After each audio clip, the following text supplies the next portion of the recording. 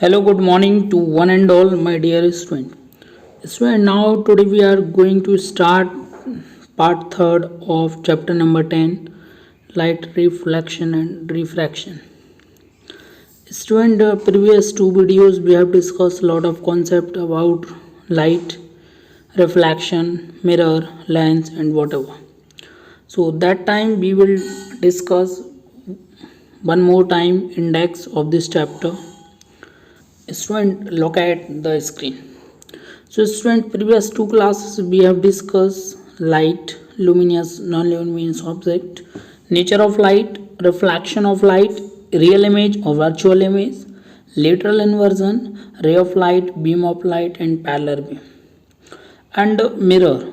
So mirror, two types of mirror we have discussed in previous two videos, convex and concave mirror.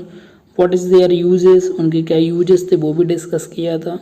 And mirror formula that means 1/f equal to 1/u plus 1/v and it is based on numerical some questions. And most time पे topic that is image formation in concave mirror and convex mirror. So student, now today we have discuss content number second. Let's see. So first one is refraction of light. कि light का refraction क्या होता है, क्या concept होता है उसके पीछे एंड क्या रूल्स होते हैं. 12th one is lens. So how many types of lens we have discuss in this video, concave और convex lens, some special key terms about lens.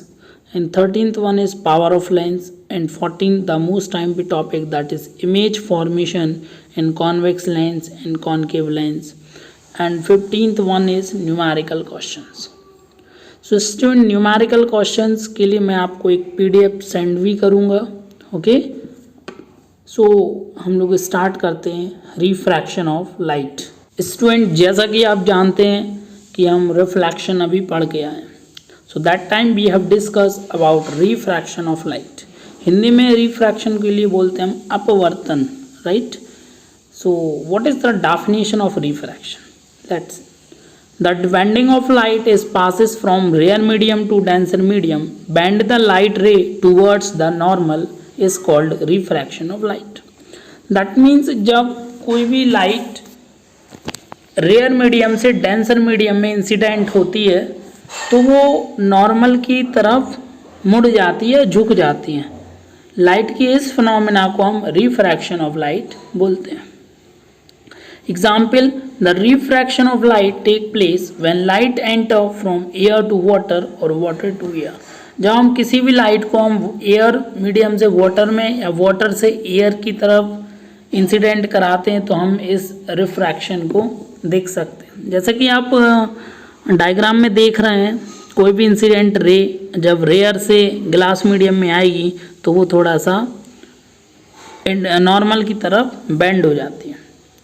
सो दो मेन कॉन्सेप्ट हैं इसके. Speed of light decrease as the beam of light travel from rare medium to denser medium. जब अगर rare medium से denser medium में कोई भी लाइट रे ट्रैवल करती है तो उसकी स्पीड कम हो जाती है, और जब डेंसर से एयर मीडियम या रेयर मीडियम में इंसिडेंट होती है तो स्पीड ऑफ लाइट इंक्रीज हो जाती है. हम डिस्कस करेंगे what is the rules. First one is the incident ray, refracted ray, normal and point of incidence all lies on same plane. ये सारी चीज़ें एक ही प्लेन में और एक ही पॉइंट पर होती हैं. Second one is the ratio of angle of incidence I and angle of refraction R is always constant. This ratio is known as Snell's law. It is also known as refractive index. जो angle of incidence और angle of refraction होता है उनका जो ratio होता है उसको हम आर आई बोलते हैं. So we can define as r i equal to sine i upon sine r. Okay, so that is the formula, और this formula is also known as refraction of light. Some special note point, जो water होता है उसका refractive index 1.33 होता है. Glass का refractive index होता है 1.52 and speed of light in vacuum is 3 × 10⁸ metre per second. और आर ऑफ ग्लास निकालने के लिए एक फॉर्मूला भी है, speed of light in vacuum upon speed of light in glass. इस फॉर्मूले से हम किसी भी ग्लास का आर निकाल सकते हैं अगर बाकी की दो चीज़ें गिवन है। Okay, next topic is lens. A lens is a piece of transparent glass bound by two spherical surface. That means जो लेंस होता है वो ट्रांसपेरेंट ग्लास होता है जिसमें दोनों साइड स्फेरिकल सरफेस होता है। Lens are two types, convex and concave lens. So हम डिस्कस करते हैं what is convex lens. A convex lens is a thick at the centre. जो कॉन्वेक्स लेंस होता है वो सेंटर में थिक होता है एंड एजेस के साइड थिनर होता है। दैट मीन्स एजेस के कॉर्नर पे पतला होता है। It is also known as converging lens because इस कॉन्वेक्स लेंस को हम कन्वर्जिंग लेंस इसलिए बोलते हैं क्योंकि लाइट को कन्वर्ज करने का काम करता है। What is the uses of convex lens? First one is specs में हम यूज करते हैं जिसको हाइपरमेट्रोपिया बीमारी होती है। Second one is making a simple camera. हम नॉर्मल कैमरे को बनाने के लिए कॉन्वेक्स लेंस का यूज करते हैं। Third one is it is used a magnifying glass. Magnifying glass बनाने के लिए कॉन्वेक्स लेंस का यूज करते हैं। It is also making microscope और telescope. Next we have discuss concave lens.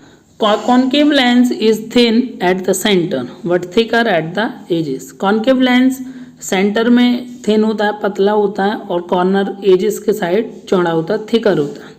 It is also known as diverging lens because concave lens को हम diverging lens इसलिए बोलते हैं क्योंकि ये लाइट को डाइवर्ज करने का काम करता है। जैसा कि आप डायग्राम में देख रहे हैं कॉनकेव लेंस का डायग्राम, कॉनकेव का। कॉन्वेक्स का मतलब होता है कन्वर्ज द लाइट, इसलिए आप सारी चीज़ों को एक ही पॉइंट पे मिलता हुआ देख रहे हैं। और कॉनकेव का मतलब होता है डाइवर्स करना, मतलब किसी भी लाइट को फैलाने का काम कॉनकेव लेंस का होता है। What is the uses of concave lens? Concave lens are used in specs to correct the defect of vision called myopia. Myopia disease को दूर करने के लिए हम कॉनकेव लेंस का यूज करते हैं। It is used as a eye lens in Galileo telescope. Concave lens का यूज हमने गैलीलियो टेलीस्कोप बनाने में किया है। It is used in combination with convex lens to make high quality lens. हम अगर high quality lens like DSLR कैमरे को बनाना है तो हमें कॉनकेव के साथ हमें कॉन्वेक्स लेंस का यूज करना पड़ेगा। Next we discuss lens formula and magnification. So what is the lens formula? 1/f equal to 1/v minus 1/u। Magnification m equal to height of image upon height of object. So lens के फॉर्मूले में एक ही चीज़ है, यहाँ पे minus लगा होता है और मैग्निफिकेशन में यहाँ पे माइनस नहीं होता है। m equal to v upon u where f क्या होता है? f it is a focal length. So distance between focus and optical centre o।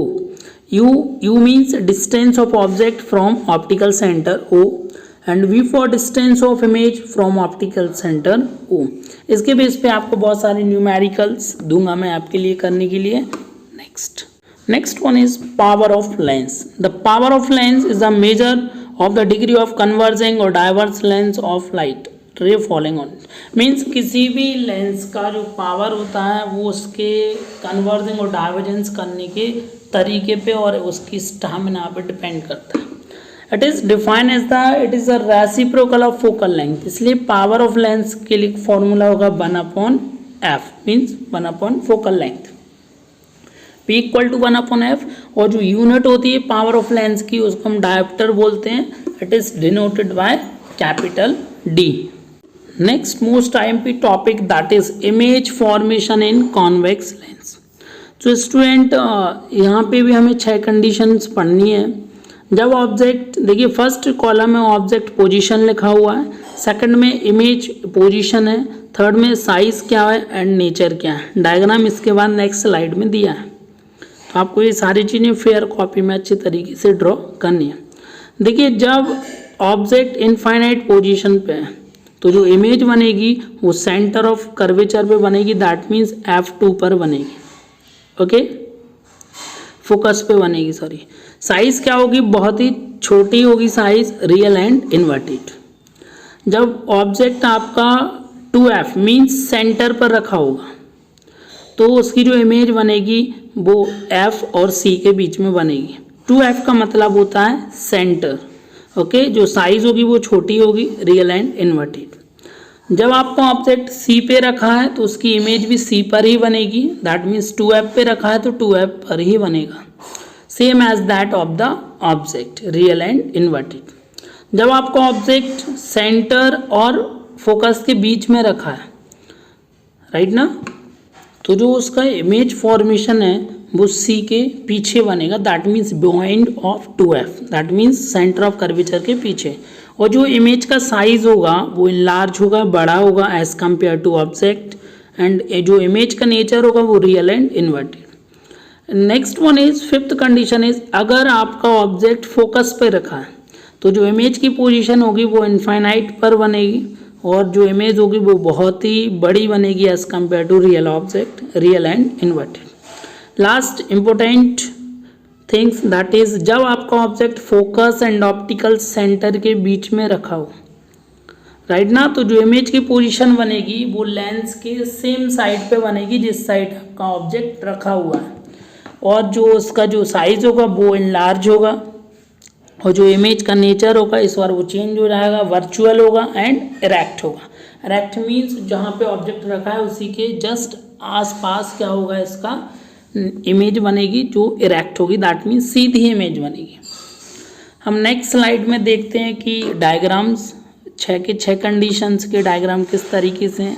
Let's student, आप देख रहे हैं first, second, third, fourth, fifth, six की 6 कंडीशंस हैं। तो आप देख रहे हैं जो टॉप की 5 कंडीशंस हैं उसमें जो इमेज है वो इन्वर्टेड और रियल बनी हुई है, ओके, मतलब उल्टी इमेज बनी हुई है, जबकि जो 6 कंडीशंस है वो आपका उसी साइड बनी है जहाँ पे आपका ऑब्जेक्ट रखा हुआ है, और वो इरेक्ट बनी हुई है और लार्ज बनी हुई है। तो 6 condition is most IMP for exam point of view. Next student, this is the last topic of this chapter, image formation in concave lens.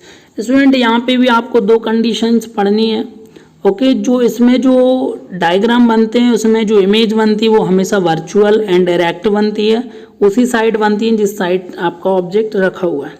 तो पहली कंडीशन है, जब आपका ऑब्जेक्ट इनफाइनाइट पोजीशन पे रखा हुआ है तो जो आपकी इमेज बनेगी वो फोकस पर बनेगी, ओके, वर्चुअल एंड डायरेक्ट, जैसे कि आप डायग्राम में देख रहे हैं।